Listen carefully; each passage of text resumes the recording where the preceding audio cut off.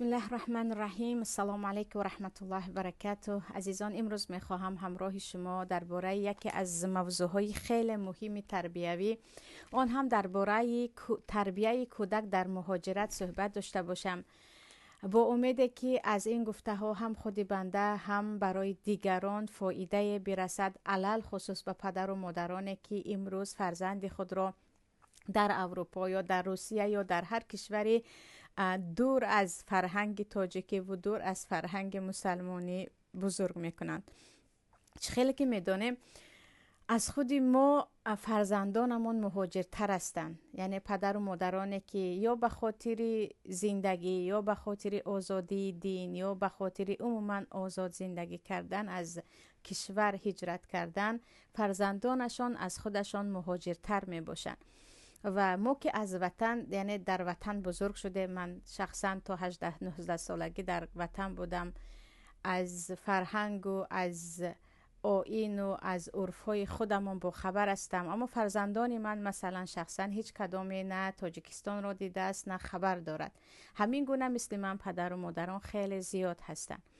و عزیزان، در تاجیکستان مثلا وقتی من و شما پدر و مادران بزرگ شده بودیم، در تربیه ما یگانه پدر و مادر نه، همسایه ها، خاله و تقا، عمه و عمک و بابا و بیبی همه شریک بودن. یگانه پدر و مادر به ما این را کن اون را نکن، این درست است این خطا است نمیگفت. همسایه ها هم این را میگفتن، خیش و تبار هم میگفتن و مایان با یک تربیه عمومی بزرگ شده. یعنی یک چیزی که حرام است علل خصوص در اسلام، الحمدلله در خود عرف تاجیکستان هم آن قبول نکردنی هست. و یک کودکی که مثلا سیگار میکشد در 15-16 سالگی، همه به چشم بد میبینن، علل خصوص در دهات.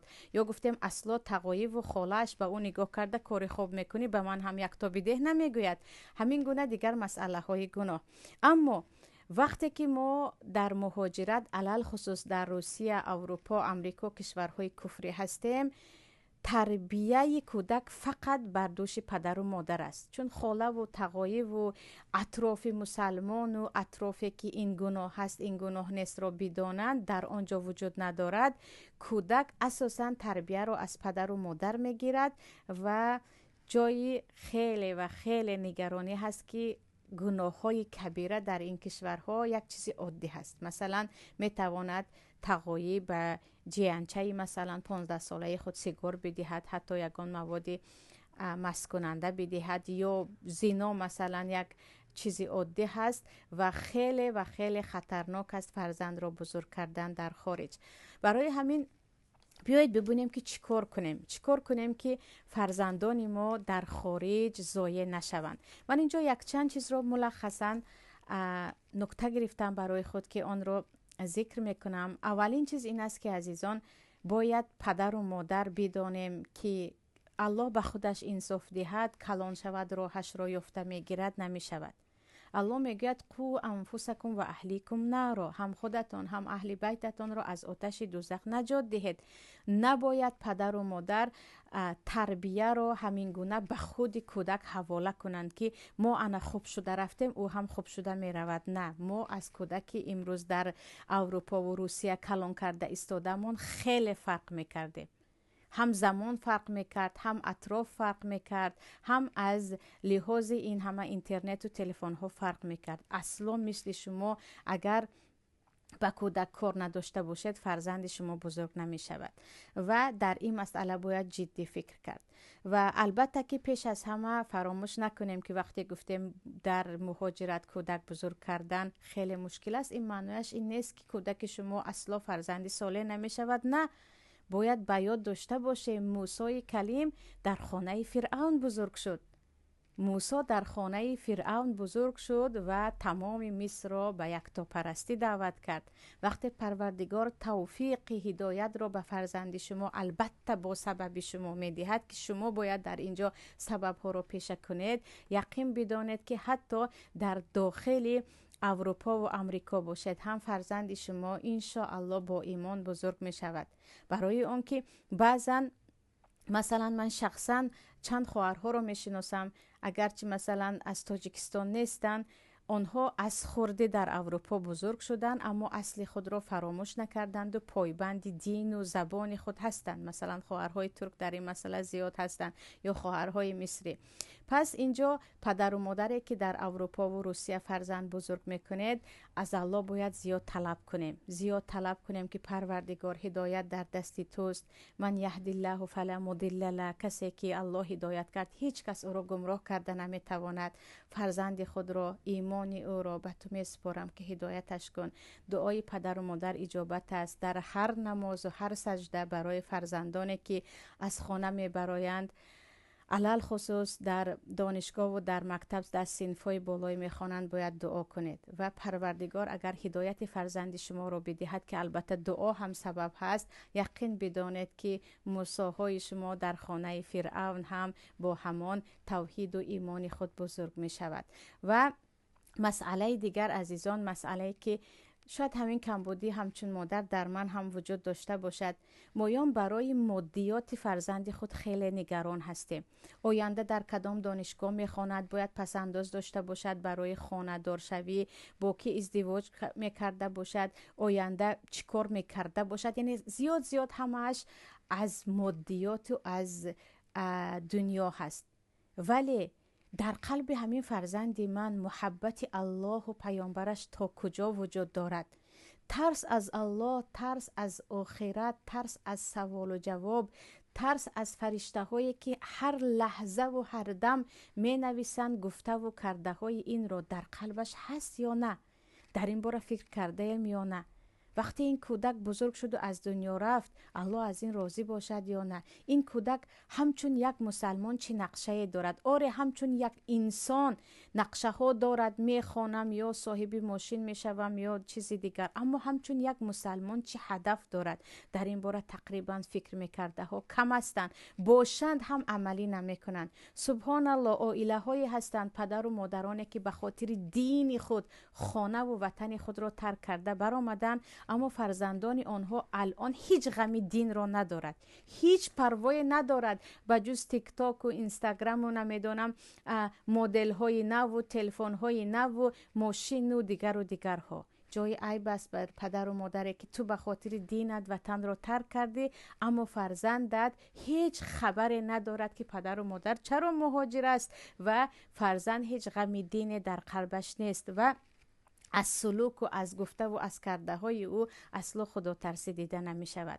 پس زینهار که پدر و مادرانی که برای خوردن و پوشیدن و خواندن مکتب و دیگرها پریشانید، برای دین فرزند خود پریشان باشید، وگرنه واویلا فردا فرزندی که دانشگاه تمام کرد، دکترا دارد، نمیدونم مرسدس و دیگرها دارد، اما هیچ خدا ترسی در او نیست. پدر با من کاردار نشو، من لذت خود را در مواد مخدر میبینم، من لذت خود را در دوستان بد میبینم، نمیدونم چیزهای دیگر. از این گونه انسانی که حیوان صفت است و الله میگوید والذین کفروا یتمتعون و یاکلون کما تاکل الانعام و النار مثوى لهم. آنهایی که کافر هستند، آنها فقط در همین حیات دو روزه میخورند، خرسندی میکنند مثل حیوان ها، مثل این گونه. یعنی انسانی که شکل انسان و قلب حیوانی، فکر حیوانی دارد، با اون چی کار میکنیم؟ اگرچه صاحب ماشین و همه چیز باشد.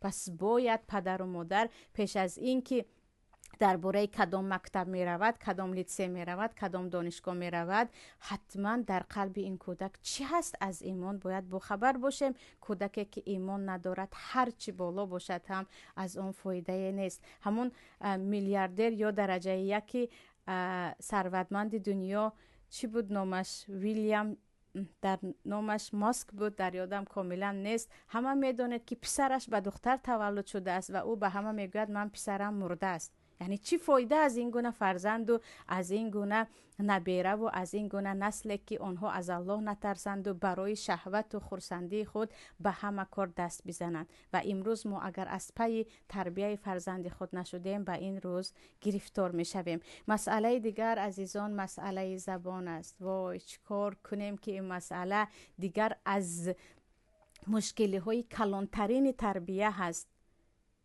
از زبان مادری گم کردلک میرسد روز وطن گم کرده اول. این شعر شاعر یا شعر لایق راست است که امروز کودکان زبان گم کرده فردا دیگر نمیدونند که آنها برای چی پدر و مادرشان مهاجرت کرد، برای چی پدر و مادر آنها از وطن برآمد، سبب چی بود، وطنشان اصلا کجاست، این رو فراموش میکنن. من شخصا خودم شاهد هستم وقتی با کودکان زیاد در زوم درس دارم، اکثریت کودکان زبان تاجیکی رو نمیفهمند. اکثریت صحبت کرده نمیتوانند. 10% که صحبت میکنند یا 10% که صحبت میکنند، آنها هم با یک عذاب و مشکلی. عزیزان، باید پدر و مادران مواظب زبان کودک خود باشید. کی نباشد هم کودک باید مادرش که هست، پدرش یعنی از کدام دولت است، از کدام قوم است بشناسد. سلمان با سلمان فارس بودن مشهور بودن، صهیب با صهیب رومی، بلال با بلال حبشی. این قوم پرستی ملتچگی نیست، این اصل خود را شناختن است. وقتی اصل خودت را نمیدانی پس تو هیچ چی را نمیدانی، هیچ چی رو نمیدونی. حتما باید در مسئله زبان، کاش بجای این همه اختلاف ها و 1001 افیر و سنگ زدن ها، تاجیک ها با هم یک اتفاق میکردیم، برای کودکان یک درس زبانی تاجیکی باز میکردیم، یگان حتی شعرخوانی باز میکردیم که نطق کودکان امان برایت. بجای این ما یکی از اروپا، یکی از تاجیکستان، یکی از روسیه، یکی از ترکیه داریم، فقط با همان حقارت و دشنام نمیدونم با سبحان الله با گفتن مهاجران داریم وقت خود و عمر کودکان خود را هم ضایع میکنیم. یعنی مسئله زبان خیلی مهم است. کودکی که زبان تاجیکی نمیداند و چگونه صله رحم میکند، چگونه با بابا و بیبی و خاله و عمکی خود صحبت میکند. باز مشکلی ما این است که ما اینقدر انسان های، یعنی ببخشید هیچ چیز نگویم بهترش، این گونه انسان ها هستیم که فخر میکنیم کودک من هیچ تاجیکی نمیداند، کودک من در خانه فقط روسی حرف میزند، کودک من در خانه فقط با نمیسی صحبت میکند، اصلا کودک من با بابایش صحبت کرده نمیتواند. این فخر نیست، رذالت است، شرمندگی هست، پایانی مدنیت و پایانی فرهنگ است. خود را فراموش کردن و اصل خود را فراموش کردن است. خود را فراموش کردن و اصل خود را که از این زیادش نمی شود. امروزه سیگان ها یا همون بعضی ها جوگه میگویند، بعضی ها لولی میگویند، آنها رو ببینید در هر دولت در زبان همان دولت پیوست میشوند، هیچ اصل و نسب مثلا ندارن. اگر تاجیکو هم این گونه دوام کنن همین گونه میشود. وقتی من و شما پروا نداریم که کودک ما تاجیکی میداند نمیداند، تاجیکستان در کجا هست میداند نمیداند، برای چی پدر و مادری او از وطن برآمد میداند نمیداند، اگر ما هم بی پروا شدیم فردا همین گونه جوگه های تاجیک یعنی در اروپا و در آسیا ببخشید خیلی زیاد می شویم. مسئله دیگر عزیزان مسئله سفر کردن است. اور سفر خیلی پول زیاد می خواهد، علل خصوص با پدر و مادر، اما آنهایی که شرایط دارید اگر توانید اصلا سفر کردن همراه فرزندان به تاجیکستان، نتوانید حتی به یگان کشورهای به عرف ما نزدیک به ازبکستان یا علل خصوص به حج و عمره را ترک نکنید. من عائله های مصری رو می شناختم که مدت 20 سال مثلا در آلمان و در اروپا زندگی می کردن، هر سال 2 ماه حتما به وطن می آمدن. اگر در وطن که علاج نباشد حداقل به عمره می رفتن یا یگان کشور دیگر، تا که فرزندان از آن محیط کفری بیرون برآید، تا که فرزندان بداند که مسلمان ها در دنیا زیادند، محیط های دیگر هم زیاد است. سفری که به کشور مسلمانی هست یا به یک کشوری که به عرف ما نزدیک است همراه کودک می براید، به تمام عمر یعنی تمام عمر کودک از آن سفر فایده می گیرد. اما ما به خاطر پول و به خاطر نمیدانم با یک سفر کردن من میتوانم یک خانه خرم، یک ماشین خرم گفتن، سالهای سالها سفر نمی کنیم. و امروز ببینید کودکان تاجیک در روسیه و در اروپا اکثریتشون دیگر نه تاجیکی میدانن نه وطن میدانن. مشکل این است که از مسلمانی هم بیخبر شده رفته ایستادن. یعنی خیلی سفر به دولت‌های مسلمانی حتی 1 ماه باشد 2 هفته باشد به ایمان کودک فایده میرساند. چیزی دیگر عزیزان در مهاجرت مسئله محیط است. خیلی گفتم در مهاجرت ما تنها هستیم در تربیت فرزند. هر چی میتوانیم در آنجا باید برای خود محیط سازیم. پیامبر صلی الله علیه و سلم فرزندان خود را در محیط مکه بزرگ کردند. مکه که در آن وقت وطن شرک بود، اما ببینید که چگونه فاطمه و چگونه زینب و چگونه رقیه و ام کلثوم داشتند. یعنی فرزندان خود را برایشان با همان مسلمان های همان شهر، با تاجیکان همان شهر حتما باید یک جمع، یعنی تشکیلی یا گفته مردم جمع شوند، جماعت برپا شود. خیلی جایی باز هم میگویم شرمندگی هست برای ما برادر و خواهران تاجیک که در ترکیه هستید، در اروپا هستید، در کانادا هستید. چرا ما برای بجای سر جمع شدن در ماه، حتی در 3-4 ماه یک بار از هم خبر گرفتن و کودکان تاجیک با هم آمیخته شوند، زنهای تاجیک، بجای این فقط پراکنده هستیم و از هم میگریزیم، می رویم به یک جمعیتی نمیدونم دیگر ملت ها پیوست می شویم در حالی که آنها ما رو اصلا از خود نمیدونند. چرا نمی توانیم ما با هم جمع شویم؟ چی مشکلی داریم؟ دنیای چند روزه هست، دیگر همگی پیر شدیم، سین سالمون به جای رفت، خودمون دیگر در مهاجرت ضایع شده رفته ایستادیم. فرزندان باید یکدیگر رو ببینن. تاجیک ها باید، یعنی میگن نه هرچی از تاجیک دور شدی بهتر است. به الله قسم هرچی از تاجیک دور شدید از اصل خود دور شدن است، بدتر است و بدتر است. بسیاری ها میترسن، میگویند در بین جاسوس است، در بین و گفته مردمی بزها هست. باور کنید خود همان نفرهایی که هم جاسوس هستند وقتی ما جمع شدیم و قوی شدیم هیچ کار کردن نمیتوانند. برعکس از من و شما میگریزند، میترسند، جرأت نمیکنند. این پراکندگی ما هست که اونها هم دارند هر روز زیاد میشوند و قوی میشوند.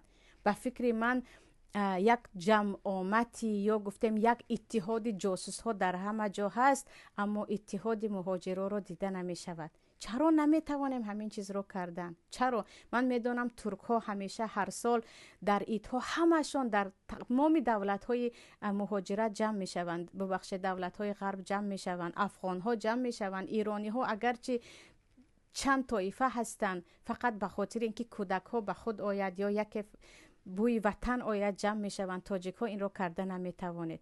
میگوید مسئله عقیدوی هست، مسئله سیاسی است. به خبر هستیم که عمر رفته ایستاده است، سیاست تمام شدنی نیست، عمر رفته ایستاده است. باید تاجیک ها حد اقل به خاطر اینکه تاجیک ها کودکانمون اصل خود را فراموش نکنند یک جایه، اگرچه فکرها مختلف باشد، این معنیش نیست که هرچی شما در فکرتون هست من راضیم یا شما راضی باشید. نه، فقط چگونه که در تاجیکستان همین گونه بود، اگرچه فکرها مختلف بود یا گفتیم با هم راضی نبودیم اما در یک جا زندگی میکردیم، همین گونه تاجیک ها کودک ها باید یکدیگر را ببینن. یعنی این گونه محیط رو ما باید بسازیم. مسئله دیگر عزیزان مسئله دوستی کردن است. یعنی من میدونم خواهرانی که فرزندانشون با کودکان روس و با کودکان غیر تاجیک یا غیر مسلمان خیلی دوستی میکنند، اما بیخبر هستیم که چقدر دوست به دوست تاثیر میرساند. برای همین در قرآن زیاد درباره حمیم آمدگی است، ولا یسأل حمیم حمیمه.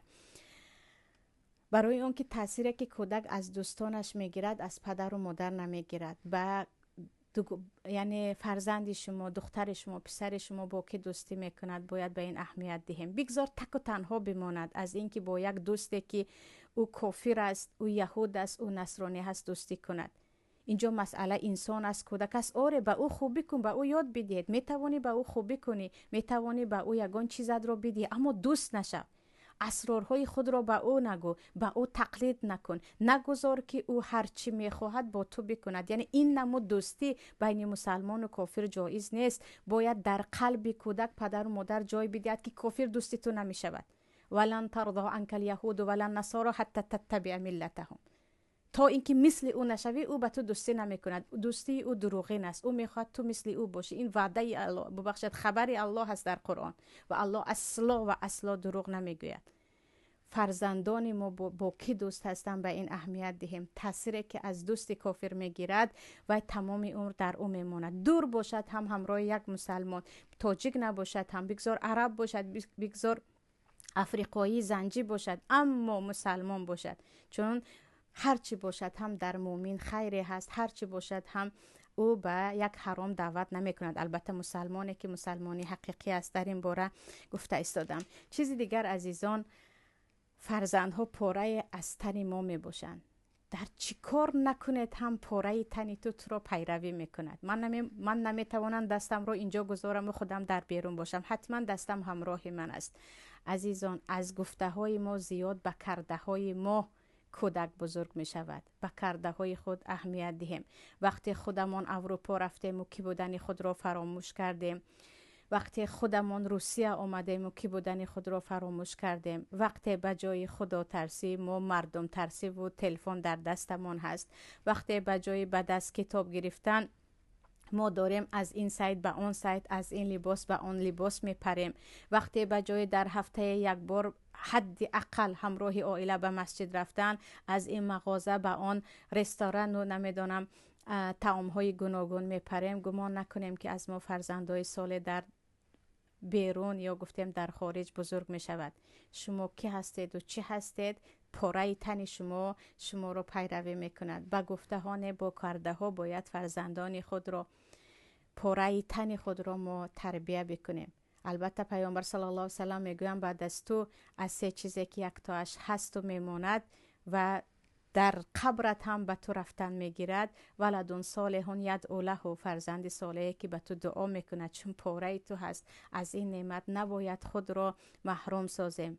یعنی خیلی نقش شما پدر و مادران، خیلی نقش شما در تربیه فرزندتان، در ایمان فرزندتان بزرگ است. از اینکه پیامبر میگویند فرزند با فطرت یکتا پرستی به دنیا می آید، این پدر و مادر هستند که او را یهودی یا نصرانی میکنند. مبادا کودک خود را اروپایی نکنیم، مبادا کودک خود را روس نکنیم. کودک ما مسلمان است، بعدن تاجیک است، نباید مسلمانیش را فراموش کند، نباید تاجیک بودن خود را فراموش کند. وگرنه چه خیلی گفتم، همون دو سه نفرانی که از اصل و از کی بودن خود بیخبر هستند به آنها تبدیل می شویم. پروردگار فرزندان ما و شما را خودش به راه راست هدایت کند، خود ما را به راه راست هدایت کند. بگذار این غریبی ها به زودی به پایان رسد. یکی به پایان نرسد هم با ثواب هجرت از دنیا رویم هم. بگذار فرزندان ما کی بودن خود را، از کجا آمدن خود را، چرا آمدن خود را فراموش نسازند و پایبند دین خود باشند و پایبند همون شخصی که هستند همون باشند، نه تقلید کار به اروپا و امریکا، نه یک فردی که چه خیلی گفتم فقط از پی شهوت و خوردن و پوشیدن و زینت های دنیا.